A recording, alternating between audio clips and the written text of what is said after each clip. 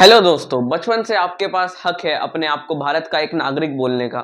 और आपने national anthem गाया है और आपके पास हमेशा से राइट रहा है अपने आप अपनी सिटीजनशिप का, अपनी एक नेशनैलिटी का। बट जब यही हक किसी से छीन लिया जाता है तब क्या होता है, यही जानेंगे आज की वीडियो में। जो यूनिवर्सल डिक्लेरेशन ऑफ राइट्स है, जो सबसे लैंडमार्क डॉक्यूमेंट है ह्यूमन राइट्स की हिस्ट्री में, उसका आर्टिकल 15 ही कहता है कि everyone has the right to a nationality. आप धरती में किसी भी बंदे से उसकी नेशनैलिटी डिनाई नहीं कर सकते। वो जिस भी कंट्री से आया है या फिर जिस भी कंट्री में रह रहा है, जिस कंट्री से वो अपने सबसे ज्यादा स्ट्रॉन्गेस्ट टाइज फील करता है, वो जहां से भी उसको नेशनैलिटी लेनी है, उसकी नेशनैलिटी आप उसे डिनाई नहीं कर सकते हो। और यही जो नेशनैलिटी है, ये जो सिटीजनशिप है, ये क्या होता है? बेसिकली एक बॉन्ड होता है आपके बीच में और आपकी कंट्री के बीच में।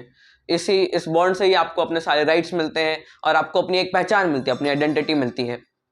बट यही आइडेंटिटी और राइट्स देने में इंडिया पीछे रह जाता है, क्योंकि अभी उनके लॉज इतने बैकवर्ड है, उनके लॉज इतने खोखले से हैं कि उनको ये वीडियो बनाने की मेरे को जरूरत पड़ी। पहली बात तो जो 1954 और 1961 के यूएन कन्वेंशन है स्टेटलेसनेस के बारे में। स्टेटलेसनेस यानी अगर एक कोई आदमी है और वो किसी भी स्टेट का नहीं कंसिडर होता, किसी भी कंट्री का कंसिडर नहीं होता, उसके पास ना ही इंडिया की सिटीजनशिप है, ना ही बांग्लादेश की है, ना ही चाइना की और anything, that person is termed as a stateless person. और ऐसे ही लोग बहुत सारे हैं इंडिया में। पूरे वर्ल्ड में सबसे हाईएस्ट नंबर में से आता है इंडिया का स्टेटलेस पर्सन। और इन पार्ट इसका यही रीजन है कि उन्होंने 1954 और 1961 दोनों के यूएन कन्वेंशन साइन नहीं कर रखे हैं। ये बेसिकली एक स्टैंडर्ड होता है कोई भी लॉज का, कन्वेंशन होते हैं उनके ऊपर, कि एटलीस्ट ये चीजें तो आपको अपने लॉज में इंक्लूड करनी ही चाहिए। और वही चीजें जो सिटीजनशिप के लिए हैं वो इंडिया के लॉज में इंक्लूडेड नहीं है।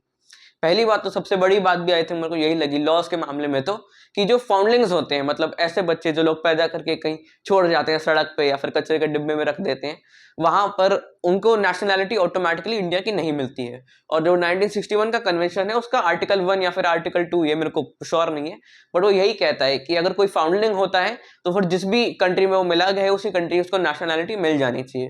बट इंडिया में ऐसा होता नहीं है। अब वैसे तो कोई भी सिटीजन होगा, जब वो सिटीजन से उसकी सिटीजनशिप ले ली जाई होगी, तब वो अपना केस लड़ सकता है, वो कोर्ट के सामने जा सकता है, अपने डॉक्यूमेंट्स वगैरह वो पेश कर सकता है। बट अगर कोई बच्चा होगा जो ऐसी सड़क पे उसको छोड़ दिया गया है, वो तो नहीं प्रूफ कर सकता कि हाँ मेरे तो पेरेंट्स थे, भारत के ही थे। और इमेजिन ये भी सोचो ना कि उसके पेरेंट्स अगर भारत के ना हो, अगर उसके पेरेंट्स इलीगल इमिग्रेंट्स भी हो, तो फिर इसमें उस बच्चे की कोई कसूर नहीं है। उसने क्या गलती करी है कि उसके जो माँ बाप थे उन्होंने सही डॉक्यूमेंट्स लेके नहीं आए वो। ऑल्सो 2019 में एक बहुत कंट्रोवर्शियल रूलिंग हुई थी गवर्नमेंट की, कि जो Hindu, Sikhs, Buddhist, Jain, Parsi, Christians थे, अफगानिस्तान, बांग्लादेश और पाकिस्तान के, यही 3 कंट्रीज के, उनके लिए आसान कर दिया सिटीजनशिप लेना। बट इधर ही मुस्लिम्स के अगेंस्ट डिस्क्रिमिनेशन हुआ था। अब मैं आपको बताने वाला हूं 2 ऐसे बड़े केसेस के बारे में जो इंडिया में से हुए थे। और सबसे पहला केस है असम का। 19 लाख असम में ऐसे लोग थे जिनको एक ही लॉ ने स्टेटलेस डिक्लेयर कर दिया गया, और फिर उनको बस उस टाइम पे 120 दिन दिए गए थे अपना केस को लड़ने के लिए। तो इन 19 लाख लोगों के साथ हुआ ये कि 2019 में जो एक लिस्ट होती है, बहुत वाइटल लिस्ट होती है ऐसे रेफ्यूजी के मामले में, कि एनआरसी नाम की है, ये नेशनल रजिस्टर ऑफ सिटीजन्स। और अगर आप असम में रहते हो तो और आपका नाम इस लिस्ट में ना आता है, तो फिर आपको ना ही आधार मिल सकता है, और फिर आधार के साथ जो वाइटल राइट्स होती है, सर्विसेज होती हैं, वो आपको नहीं मिल सकती है। आपको कोई घर रेंट पे लेना है, आपको कोई बैंक अकाउंट खोलना है, ऐसा कोई भी काम करने के लिए आपके आधार की बहुत जरूरत होती है। ये बहुत वाइटल सर्विस। आप सोचोगे कि नॉर्मल सर्विसेज किसी बंदे को डिनाई कैसे हो सकती है, बट यही सबसे बड़ी प्रॉब्लम है इस असम वाले केस में, कि बहुत बेसिक जो सर्विसेज होती है जीने की, रहने की, वही डिनाई हो जाती है जब आपके पास आधार कार्ड ना हो। यही कॉन्सिक्वेंस होता है जब आपको एनआरसी की लिस्ट से एक्सक्लूड कर दिया जाता है। तो 3 डॉक्यूमेंट्स बेसिकली आपको दिखाने पड़ते हैं असम में एक प्रूफ ऑफ सिटीजनशिप के लिए, एक मेथड के लिए। पहला तो आपका बर्थ सर्टिफिकेट, दूसरा आपके माँ बाप की आइडेंटिटीज, और तीसरा कोई भी ऐसा डॉक्यूमेंट जो प्रूफ कर दे कि आप 1966 के पहले कंटिन्यूअसली असम में रह रहे थे। 1966 या फिर 1971। अगर आपको वोटिंग राइट्स जल्दी से चाहिए तो फिर 1966 के पहले का करना चाहिए। बट प्रॉब्लम ये है कि हिस्टोरिकली बहुत अभी न्यू ही चीजें हैं, लोगों में अवेयरनेस स्प्रेड हुई है कि डॉक्यूमेंट्स इतने जरूरी होते हैं, बर्थ सर्टिफिकेट, डेथ सर्टिफिकेट वगैरह। और जैसे ये 1966 71 वाले जो डॉक्यूमेंट्स है तो ऑब्वियसली किसी ने नहीं रखे होंगे। 50-60 साल पुराने टाइम की तो बात है, वो वहां के डॉक्यूमेंट्स ना किसी ने रखे और ना किसी ने बनाए होंगे, तो फिर उनके पास होंगे नहीं। और दूसरी बात, अब इतना टाइम हो चुका है, अगर उनके माँ बाप ने अपने खुद के डॉक्यूमेंट्स नहीं बनवाए तो फिर उसका दोष आप उनके बेटे को कैसे दे सकते हो, उनकी सिटीजनशिप कैसे रिवोक कर सकते हो। और इवन आप बेसिक लेवल पे ही देखो, ये जो कुछ लोग हैं इनमें से ऑब्वियसली बहुत सारे गरीब होंगे या फिर इलिटरेट होंगे, इनके ऊपर आप बर्डन डाल दोगे कि आप प्रूफ करो कि आप इंडिया के सिटीजन होने के लायक हो, ऐसा कुछ, तो फिर वो नहीं कर पाएंगे। ऑल्सो इवन कितने सारे लोग तो राशन कार्ड पर डिपेंडेंट होते हैं, जो गवर्नमेंट प्रोवाइड करती है खाना वही खाते हैं। बट जब एनआरसी से नाम हटा दिए गए थे तो फिर एक बंदे की रिपोर्ट भी आई थी कि उसका जो बड़ा वाला बेटा था वो गया राशन लेने, और फिर सडनली राशन वाले ने बता दिया कि अब आज से आपको राशन मिल नहीं सकता, क्योंकि बिना उनकी नॉलेज के, उनको बताए बिना ही उनकी नेशनैलिटी है, उनकी सिटीजनशिप है, वो उनसे ले ली गई है। ये एक और बहुत बड़ी प्रॉब्लम है इन कोर्ट्स की, ये जो स्पेशल कोर्ट्स से सिटीजनशिप की, इनको कहते हैं फॉरेनर ट्राइब्यूनल्स, और उनकी बहुत बेकार रेपुटेशन है, बहुत सारे प्रॉब्लम्स इनके साथ है, और बहुत सारी ऐसी चीजें हैं जिनके लिए इनको अच्छा खासा ब्लेम मिलना चाहिए जो अभी तक मिला नहीं है। कोई वीडियो मैंने देखी नहीं इसके बारे में, इसलिए मैं बना रहा हूँ, मेरी वीडियो देखो, मैं बहुत अच्छी वीडियोस बनाता हूँ। 2021 के सेंसस के हिसाब से अराउंड 4,30,000 टोटल केसेस थे इसके बारे में, और इसमें से 1,20,000 तो ऐसे ही पेंडिंग थे, 1.5 लाख लोगों को फॉरेनर डिक्लेयर हो गया था, और इनमें से 44% केसेस, मतलब सोच लो अराउंड 60,000 लोग ऐसे थे जिनकी नॉलेज के बिना बस उनको फॉरेनर डिक्लेयर कर दिया गया। ये बहुत बड़ी प्रॉब्लम है इसके साथ। और दूसरा, इस केस में कोई लीगल थ्रेशोल्ड नहीं है, जैसे अगर नॉर्मली आदमी ने कोई क्राइम करा होता है, किसी का मर्डर कर दिया, बैंक से उसने लूट लिया, तो फिर कोई सीसीटीवी फुटेज आएगी, दिखाओगे कि हाँ ये बैंक में आया था स्की मास्क पहन के और इसने हमारा पैसे छाके ले गया, तभी उसके घर जाएंगे और सर्च वारंट होएगा कोई। बट इस सिनेरियो में कोई लीगल थ्रेशोल्ड है ही नहीं, आप कोई भी चीज बोल के कह सकते हो कि मेरे को बस सस्पिशन है इस बंदे पे कि इसके पास डॉक्यूमेंट्स नहीं है या फिर ये कोई इलीगल इमिग्रेंट है, और उनके अगेंस्ट केस इनिशिएट करा जा सकता है। इसलिए यहाँ पे अगर कोई भी एक भी बायस बंदा होगा फॉरेनर ट्राइब्यूनल्स में, तो फिर लोगों के लिए बहुत ज्यादा दिक्कत हो सकती है। और ये जो फॉरेन ट्राइब्यूनल्स है, कोर्ट्स है, इनको की ड्यू प्रोसेस है ही नहीं, अभी जो स्टैंडर्ड्स होते हैं किसी इतने इंपॉर्टेंट कोर्ट के लिए वो कुछ मीट नहीं करते हैं। इवन कोविड के टाइम पे इनको बंद कर दिया गया था, इसलिए जितने सारे लोगों के केसेस पेंडिंग थे और एनआरसी से उनको एक्सक्लूड कर दिया गया था, उनके केसेस पेंडिंग ही रह गए उतने टाइम के लिए। इमेजिन करो, आप वैसे ही गरीब है आदमी, उनके साथ ये हो रहा है, फिर वो कोर्ट से होल्ड पे डाल दिए, तब तक वो अपने लॉयर को रिटेन कर रहे हैं अपना वकील रखने के लिए, उनको कितने सारे कॉस्ट इनकर करने पड़ेंगे, और कितने सारे लोग तो प्रॉब्ली अफोर्ड ही ना कर पाए, इसलिए फिर उनका जज हो गया कि नहीं ये भारत का सिटीजन नहीं है, और फिर वापस उनको डिपोर्ट कर दिया गया। इवन फिर डिपोर्टेशन में क्या होता है, एक ज्यादातर ये जो असम में आते हैं इमिग्रेंट्स है, ये बांग्लादेश के आते हैं, और ये वैसे ही रह रहे हैं अगर इंडिया में 50 साल के लिए, 60 साल के लिए, तो बांग्लादेश नहीं रिकॉग्नाइज करेगा उनको एज सिटीजन। और इस मामले में तो उनको ब्लेम भी नहीं करा जा सकता, जब वो इंडिया में ही रह रहे इतने टाइम से, तो फिर मेरे राय में इस सिचुएशन में इंडिया की ही गलती है कि उनका एज अ सिटीजन कंसिडर नहीं किया जा रहा। अब हर कोई थोड़ी डॉक्यूमेंट दिखा पाता है इस सब चीजों के कि हाँ मैं 1971 से पहले अपन आ गए थे, बट फिर भी ठीक है, लोगों को भेज दिया जाता है बांग्लादेश, और अब ना ही वो इंडिया के सिटीजन है और ना ही बांग्लादेश के सिटीजन है, इसलिए इफेक्टिवली वो हो जाते हैं हमारे स्टेटलेस। अब इधर हमारा दूसरा केस आता है मुस्लिम्स का, जैसे मैंने आपको पहले बताया था, इवन इसी सेम साल 2019 में एक सिटीजनशिप अमेंडमेंट एक्ट हुआ था, और इसमें दिक्कत ये थी लोगों के एक्ट से कि उसमें क्लियर कट रिलीजन के बेसिस में डिस्क्रिमिनेशन हुआ था, जो सीधा सीधा इंटरनेशनल लॉ के अगेंस्ट है। यूएन के लोगों ने और बहुत सारे जर्नलिस्ट ने इस लॉ को बैश किया था, बोला था कि डेमोक्रेसी के अगेंस्ट है, बेसिक डेमोक्रेसी के अगेंस्ट है, और स्पेशली इंडिया में biggest democracy of the world में तो ये बिल्कुल नहीं होना चाहिए था।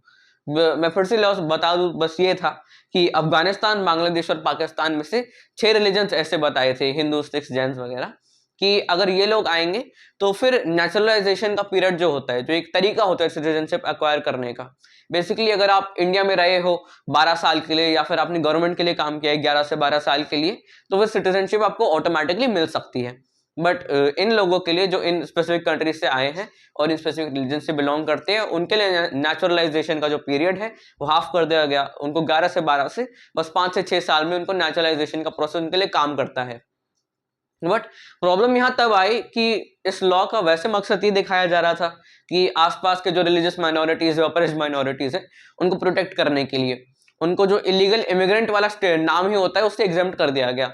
अगर आप बस प्रूव कर सकते हो कि आप इन कंट्रीज से आए हो और आप इस रिलीजन के हो, तो फिर आप बिना डॉक्यूमेंट के भी आए तो भी कोई दिक्कत नहीं है, वो आपको इलीगल इमिग्रेंट का टैग नहीं लगेगा और मस्त आपको 5-6 सालों में सिटीजनशिप मिल जाएगी। यदि पूरी कंट्री में प्रोटेस्ट हुए थे, ये प्रोटेस्ट पता नहीं कब हो गए, मैंने भी न्यूज़ में ही देखा था। मेरे हिसाब से बहुत बड़ी बात है कि इतना बड़ा लॉ हुआ और फिर प्रोटेस्ट भी हो गए उसके अगेंस्ट। इवन उस प्रोटेस्ट में लोगों की जान भी गई थी, पुलिस ऑफिसर्स और प्रोटेस्टर्स दोनों साइड में इंजरीज भी हुई थी, बट किसी मेरे को पता ही नहीं चला इसके बारे में। गवर्नमेंट ने ये रीजन बताया इस रिलीजियस क्राइटेरिया का कि ये जो 3 कंट्रीज है उनका जो प्राइमरी रिलीजन है ये इस्लाम है, इसलिए वहां पे मुस्लिम्स के अगेंस्ट तो डिस्क्रिमिनेशन होएगा ही नहीं। अब पहली बात तो कि बाकी भी ऐसे ग्रुप्स होते हैं उन 6 रिलीजन्स को छोड़ के आसपास के जो हिस्टोरिकली ओप्रेस्ड है और उनको शायद जरूरत हो सकती है इस लॉ की, बट उनके बारे में बात नहीं करते। और मुस्लिम्स के भी ऐसे कुछ सेक्ट्स हैं जो अपनी अपनी कंट्रीज में जिनमें ऑपरेशन आए, और स्पेशली एक ऐसा सेक्ट है जिससे सबसे ज्यादा ऑपरेशन आए और वो है रोहिंग्या मुस्लिम्स। इन रोहिंग्यास के अगेंस्ट 2012 म्यांमार में बहुत एक्सट्रीम वायलेंस हुआ था। वो हिस्टोरिकली म्यांमार में उनकी सिचुएशन बहुत खराब रही हुई है। वहाँ पे एथनिक क्लेंजिंग होती है, उनके अगेंस्ट वायलेंस होता है, किलिंग्स वगैरह सारी की सारी चीज़ें होती है। इसलिए उस टाइम पे बहुत सारे रोहिंग्या सीधा सीधा वो फ्लड द कंट्री, बांग्लादेश आए थे एज रेफ्यूजीज, इंडिया बहुत सारे आए थे और 5 साल तक तो उनको इंडिया में मस्त खातिरदारी हुई थी, कह सकते हो। तो उनको लॉन्ग टर्म वीजा ग्रांट किए गए थे जो एनुअली रिन्यू हो जाते थे, और इन लॉन्ग टर्म वीजा से इनको मिल जाता था आधार कार्ड और उसके सारे एसोसिएटेड राइट्स। ये वो सिम कार्ड खरीद सकते हैं, बहुत अच्छी बात है। बट फिर 2017 में पता नहीं गवर्नमेंट को एक चेंज ऑफ हार्ट हो गया और अगस्त 2017 में उन्होंने डिसाइड किया कि जो सारे रोहिंग्यास उनको डिपोर्ट कर दिया जाएगा वापस म्यांमार। और यूएन कंट्रीज ने और बाकी लॉयर्स ने सबने इस बिल को अपोज किया था कि नॉन रिफॉलमेंट वाली बात होती है। अगर आप किसी भी बंदे को उस कंट्री में वापस भेज दोगे, उस लैंड में वापस भेज दोगे जहां पर ऑलरेडी उसको ऑपरेशन फेस करना पड़ रहा है, या फिर उसने फेस भी नहीं किया तो डर है कि उसको ऑपरेशन फेस करना पड़ेगा, उसको रिफॉलमेंट कहा जाता है। बट यही चीज से इंडिया ने डिफेंड किया कि जो 1951 में रेफ्यूजीज के रिगार्डिंग कन्वेंशन हुआ था नॉन रिफॉलमेंट का, उसकी वो पार्टी नहीं है। तो एक और तीसरा कन्वेंशन निकल गया, बहुत बेसिक सा लॉ जो इंडिया के पास नहीं है इम्प्लीमेंटेड। और इसी डिपोर्टेशन ऑर्डर के इशू होने के कुछ ही हफ्ते बाद 25 अगस्त से एक्सट्रीम मास किलिंग्स हुई म्यांमार में रोहिंग्यास के अगेंस्ट। आई थिंक 6700 लोग बस एक महीने में मारे गए थे रोहिंग्यास में से। और फिर जो लोग इंडिया में बच भी गए समहाउ, उनका तो एक तो लॉन्ग टर्म वीजा रिन्यू होना बंद हो गया, इसलिए बेसिकली रेफ्यूजीज ही बन गए वापस से। उनको अब सिटीजनशिप नहीं मिल रही थी और अपने आधार के राइट्स नहीं मिल रहे थे। वो उन इसके साथ साथ अब ना ही वो बेसिक हेल्थ केयर एक्सेस कर सकते हैं, एजुकेशन, एम्प्लॉयमेंट, अब उनको कुछ भी नहीं मिल रहा था। इसलिए अब इंडिया में भी उनकी लाइफ बहुत मुश्किल बना दी गई। इवन रोहिंग्या मुस्लिम स्पेसिफिकली को बैन कर दिया गया कि ये आधार होल्ड नहीं कर सकते, बाकी सब भले ही कर सकते हैं। और इवन एक तो ऐसी भी स्टोरी बाहर आई थी कि यूएन की रिपोर्ट थी कि 40 ऐसे रोहिंग्या रेफ्यूजीज थे कि एक तो उनको बोट पे लेके गए म्यांमार के बस सी बॉर्डर के पास में, और फिर वही सी में बस लाइफ जैकेट्स के साथ उन 40 रोहिंग्यास को सी में डाल दिया और उनको बोला गया कि वो शोर में अपने आप स्विम करें। अब ये इसके बारे में जब कन्फ्रंट किया गया था गवर्नमेंट को, तो फिर उन्होंने ये कहा था कि एक ब्यूटीफुली क्राफ्टेड स्टोरी है, बट ये एलिगेशंस उन्होंने डिनाई नहीं करे हैं। तो as of August 2023 around 271 Rohingyas ऐसे हैं जो इंडिया के डिटेंशन सेंटर्स में, मतलब बेसिकली उनके जेल्स में ही रह रहे हैं, और 70 बच्चे भी हैं। और इन बच्चों में से बहुत सारे तो ऐसे ही है जो डिटेंशन सेंटर के अंदर ही पैदा हुए थे। और ऐसे ही जो डिटेनी अडल्ट्स हैं उनके बहुत सारे के आई थिंक 32 अराउंड बच्चे हैं जो बाहर ही हैं। अब वो ना ही सुपरवाइज है, और क्योंकि वो रेफ्यूजीज कंसिडर होते हैं उनके पास एजुकेशन का हक नहीं है और हेल्थ केयर का भी हक नहीं है। तो अब हमने सारे इशू की तो बात कर ली है, बट एज अ सोल्यूशन हम इंडिया की गवर्नमेंट क्या कर सकती है। पहली बात तो 1951, 1954 और 1961 के जो कन्वेंशन है यूएन के, उनको हमको साइन कर देना चाहिए और फिर इंस्टेंटली राटिफाई भी कर देना चाहिए। ये जो लॉज है बहुत बेसिक्स हैं, और अगर ये हमारे फ्रेमवर्क में आ जाएंगे, हमारी कॉन्स्टिट्यूशन का पार्ट बन जाएंगे, तो आई थिंक इंस्टेंटली बहुत सारी हेल्प मदद मिल जाएगी ये हमारे स्टेटलेस लोगों को और असम के लोगों को। दूसरा, स्टेटलेसनेस एट बर्थ एटलीस्ट तो प्रिवेंट कर ही देनी चाहिए। जो फाउंडलिंग्स है बेचारे, उनको सड़क पे छोड़ दिया है, उनको नेशनैलिटी मिल जानी चाहिए इंडिया की। और वही नॉन रिफॉलमेंट, अब रोहिंग्यास को या फिर किसी भी दूसरा ऐसा ग्रुप है जहाँ एक ऐसी कंट्री में वहां पर आप वापस नहीं भेज सकते, जहाँ पर उनको बुरी कंडीशंस फेस करनी पड़ रही है, उनकी गवर्नमेंट उनके पीछे पड़ रही है, उनकी एथनिक क्लेंजिंग हो रही है, वहां पे वापस नहीं भेजना चाहिए। वैसे अपन स्टेप्स आई थिंक ऐसे ले सकते हैं। सबसे पहले तो प्रॉब्लम को हमें समझना पड़ेगा और उनके लोगों को समझना पड़ेगा जो प्रॉब्लम उन्होंने फेस करी है। स्टैटिस्टिक्स कलेक्ट करना इस मामले में थोड़ा मुश्किल होएगा, बट उसी से हमें पता चल सकता है कि हमें कितना मैन पावर लगाना है इसमें, हमारे लॉज में कितने चेंज एक्चुअली रिक्वायर्ड है और कितने पैसे इसमें लगाना है। और जिन लोगों ने ये प्रॉब्लम फेस करी है, फर्स्ट हैंड इंटरव्यूज उनके बहुत सारे होने चाहिए। जब वो कोर्ट में आते हैं अपना केस लड़ने के लिए, आई थिंक उनसे ये भी पूछ लेना चाहिए कि ओरिजिनली क्या रीजन था कि वो बांग्लादेश से आए या फिर जहाँ से भी आए थे वो क्यों आए थे, उनको ज़रूरत पड़ी कि हम यहाँ पर आए और बिना डॉक्यूमेंट्स के आए, तो फिर ऐसा क्या दिक्कत थी को बिना डॉक्यूमेंट्स के आए, क्योंकि अब ऐसे ही तो बंदा तो नहीं आ जाता दूसरी कंट्री में, यहाँ हमारा मन हो रहा था हम वॉक पे आ गए। जो एक्चुअल कॉजेज है स्टेटलेसनेस के, ये अपन को डॉक्यूमेंट करने पड़ेंगे किसी तरह, लोकल कोई सिविल सोसाइटी ऑर्गेनाइजेशन है या एनजीओ है उनके साथ काम करना पड़ेगा। इसलिए यूएनएचसीआर भी इंडिया के साथ इस मामले में काम कर सकता है कि वो बता देगा गवर्नमेंट को कि कौन से लेजिस्लेशन में आपको चेंजेस इंट्रोड्यूस करने चाहिए, और बाकी कंट्रीज के एग्जांपल्स भी अपन को ले लेने चाहिए जिन्होंने इस प्रॉब्लम सॉल्व करी हुई है। अब ऑफ कोर्स इंडिया का केस अलग है क्योंकि वो इतनी बड़ी कंट्री है, उनका बांग्लादेश के साथ 4000 किलोमीटर का कोस्ट लाइन है, बट फिर भी हमको थोड़ी मदद ले लेनी चाहिए यूएनएचसीआर से, उनके एक्सपीरियंस से। ऑल्सो लेजिस्लेचर में जो भी चेंजेस होते हैं उनको पब्लिसाइज कर देना चाहिए, न्यूज़ में जाए, मीडिया में जाए, और इवन अगर मीडिया का एक्सेस नहीं है स्टेटलेस लोगों के साथ तो किसी बंदे को बता दो तो मोहल्ले में जाके ढिंडोरा पीटे कि अपन ने लॉ में बदलाव लाया है, जिससे स्टेटलेस पीपल को किसी भी तरह इन्फॉर्मेशन मिल जाए कि एक नया तरीका आया है, इससे हम बिना डॉक्यूमेंट्स के भी कर सकते हैं। या फिर बस नॉलेज ना रहना भी बहुत बार यही प्रॉब्लम होती है, जैसे केसेस तो उनमें से आधे ऐसे ही डिक्लेयर हो गए बिना ट्रायल के।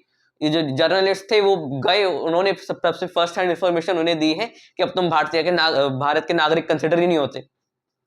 ऑल्सो सबसे बेसिक चीज ये है कि अगर आपके पास नेशनैलिटी नहीं है किसी के भी पास, वो स्टेटलेस हो भी चुके हैं, उसका मतलब ये तो नहीं है कि अब वो ह्यूमन राइट्स अपना डिजर्व नहीं करते, क्योंकि उनको ह्यूमन राइट्स एक रीजन के लिए कहा जाता है, भले अब वो इंडिया के भी नहीं है और बांग्लादेश के भी नहीं है, कहीं के नहीं है, और ह्यूमन राइट्स उनको प्रोवाइड कर देना चाहिए, एटलीस्ट वो अपना घर खरीद सके और अपना खाना खा सके, राशन उनको मिल सके।